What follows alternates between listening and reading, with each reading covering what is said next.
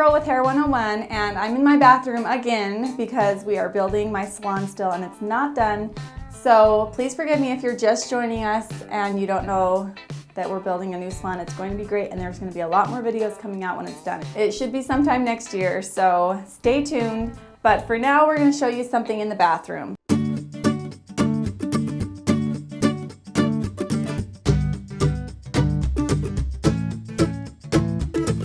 And I have some exciting news. I'm going to be in Portland, Oregon over Thanksgiving this year, and I want to do a meetup out there and meet the people that are over in that area. So if you guys want to meet me, I would love to meet you guys. This will be my first meetup and I'm really excited to meet some people from the hair channel. I'm also doing a meetup in Las Vegas the last week in January, and I will have information on that coming later. But I would love to meet you guys at that too. I'm going to be at the Redkin Symposium. If you guys are going to the Redkin Symposium also, please comment below and let me know so I can look for you and we can meet up there. Let's get started. Today I'm going to be coloring my tressmerize hair extensions. And of course, the rules that I'm going to show you, or the technique I'm going to show you, is pretty much fine for any extension brands. These are my favorite extensions. The reason why I like these ones the best is because of this amazing handmade hair topper, you guys. So I'm going to show you what these look like in my hair right now. But you can see, like, if I were to put all these in my hair, it doesn't match perfectly because the blonde matches really well, but I have these little dark chunks in my hair. So it looks like I just have highlights in my bangs. So the hair doesn't really blend, and that's where it's like a red flag for not your real hair. And you don't want that. When you're wearing extensions, you just want to look like you're naturally just gorgeous and your hair's full of secrets, but nobody knows them. So we're gonna make these blend into my hair today. And I also want to eventually turn these ombre as my roots grow out, and I'll kind of blend them in. So for now, I'm just gonna try to highlight or low light just a few little pieces, and I don't even know if I'll take them all the way to the ends. We'll see. So I'm going to start with the hair topper piece, but before we do anything, I'm going to show you what we're going to use today. This is the Shadow Low Lights from Blazings from Scruples, and I love this color line. This is what my go-to color line is anytime I'm repigmenting or doing low lights on already really blonde hair, because they have formulated this. You can see right here, it's a 6 natural ash. It is very difficult to achieve a natural ash hair color when you're going from really light hair back to like a level 6, because there's that really fine line of if you put too much orange in there, it looks kind of like a red undertone and it's too warm. So to get, it's easy to go darker as long as you put a filler on it first, but sometimes it can go a little bit too dark or a little bit too warm. So that's why I really love this, because it doesn't go too warm. It's like that perfect ashy, natural looking hair color. And this is actually my natural hair growing out of my head here, and I'm a level 6.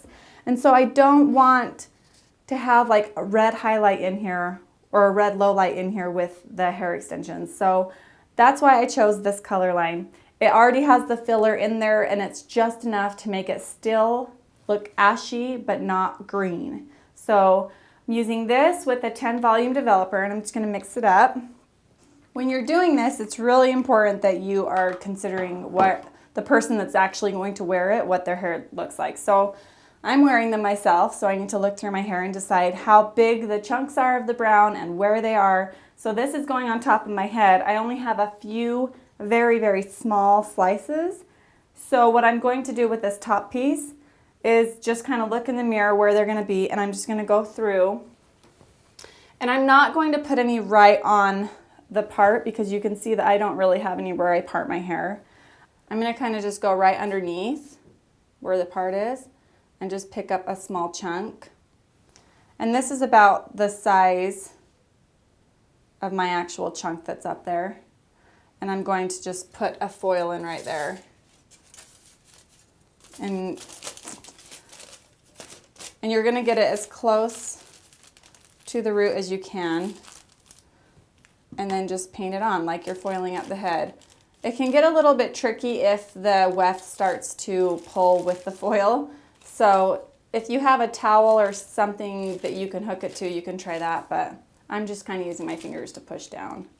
And I'm using the Sprush brush from Blue Sand Beauty. They're spatula brushes. They're really fun.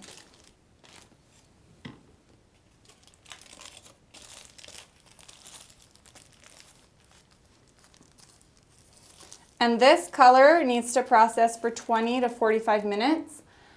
If you're not doing it on a scalp, which obviously this isn't on a scalp, it's not even on a human, you can process it for 10 to 15 minutes under heat, but it will go a little bit darker than it would have gone if you just did room temperature. But you can make it go a little bit faster if you want to speed up things. So I'm going to be really conservative with these because I do have a lot of blonde in my hair, and a little bit goes a long way with this. It doesn't have to be as much brown as my hair, but if there's just a little bit, even a couple pieces, then when you see that dark piece on the front, it's going to be like, oh yeah, she has pieces all over. It kind of just blends. So it's not going to be a big deal. You just have to have a couple in there to make it look natural.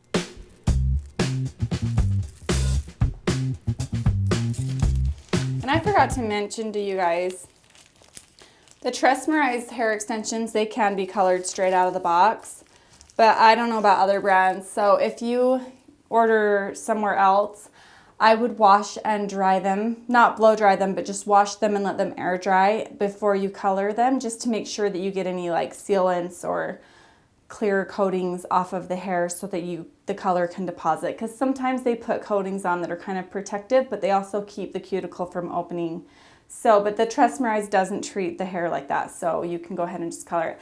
I'm done with this top piece. It just has the 5 small little pieces through it, and I'm going to let that one process for 20 minutes at room temperature. And so this is an amazing little piece of hair too. This is another reason why I love this brand, is because it goes right in the back here at the roll of the head, and it's like a really, really thick chunk of hair. It has 4 wefts sewn together. So it gives you that thickness that you need when you have really short hair to go to extensions. So for this one, we're going to be a little bit thicker on the chunks, but I'm also going to only take 1 weft at a time. You see how there's 4 of them there and they're laid on top of each other? I'm going to color them 1 at a time so that we don't get too much hair. And I'm just going to go ahead and I'm going to take about half of it, and then I'm just going to take like 3 small weaves out of it and stick a foil in, and then just put the brown on. And I'm going to do that on both sides. So there'll be 2 foils, 1, 2.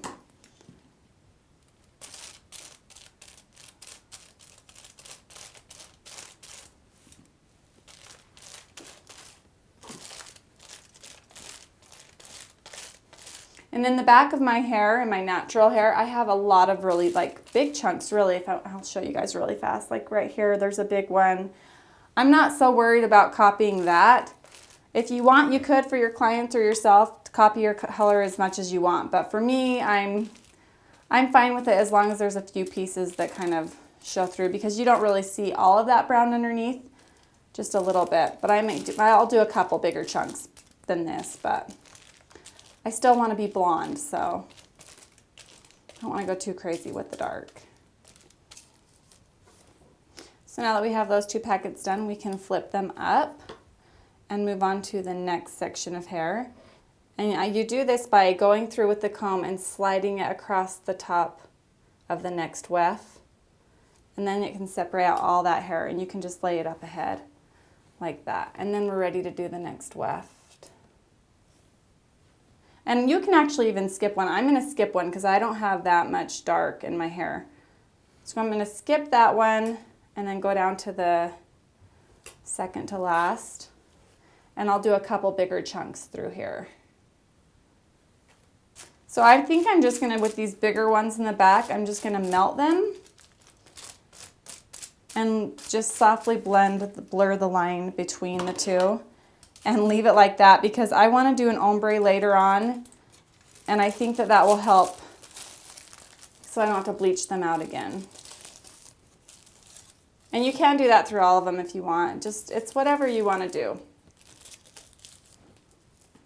Those little pieces won't be as noticeable, but those big chunks, I didn't want to have those all the way in the end. So So underneath, I'm going to copy the same pattern that I just did and try to take the chunks in about the same spot and do that same thing again where I just do half of it. And the thing about this is if you don't like it, it'd be really easy to go back in and just color the ends dark. So it's really better to try less and then go back in and add more if you want.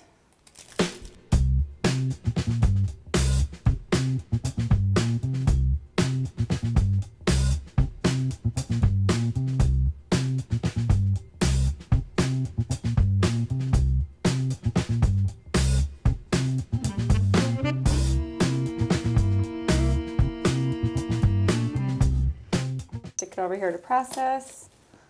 And then we have 4 more pieces of hair. So these 4 pieces of hair, I'm just gonna really quick. The three piece ones go on the side, and I don't want a ton of blonde or a ton of dark through there, so I'll just do a teeny little weave. Maybe 3, 1 in the middle and 1 on the ends. That.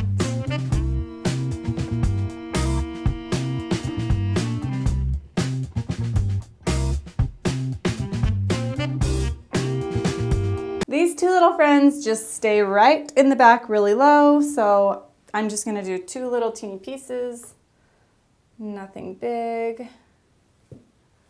Or you could have a lot of fun and do 2 big chunks, do whatever you want. I'm going to do 2 smaller pieces. All right, so I have a little teeny spot that got on a piece of the blonde that I did not want there. So I just mixed up a teeny bit of 10 volume and some powder Redkin Blonde Dimension bleach. And I'm just gonna try to save this little spot. It's right on the top of the hair, so yikes. So what happened was that this little foil laid on top of here must have had some color underneath it. No bueno, I have this line now. So, very carefully, I'm going to just take some of this little 10 volume bleach mixture and just barely dab it on there. And I'm just gonna work with this little brush pointy one and keep it right there. And it should dissolve and eat through this pretty quick. And then just rinse it out. I do not want a line of brown hair right there. Make sure that there's not any color oozing out of the edges. I had a few little spots that were annoying, and I had to get some 10 volume bleach out and put them on there. So I'm just waiting for those to dissolve the color a little bit, and then we're gonna rinse it. Okay, so now we're going to pull out these foils. Make sure you don't pull on the hair in the extension very hard. And we need to work quickly because it will grab onto the hair extensions pretty quick. So we're gonna rinse in cold or like lukewarm water. You can even do cold water, but and they're gonna look a little bit darker than they really are because they're wet. That's always how hair is, if you didn't know. And you wanna make sure that you're not squishing them, that you're just lightly working the shampoo through. And I'm using the Blonde Idol from Redkin.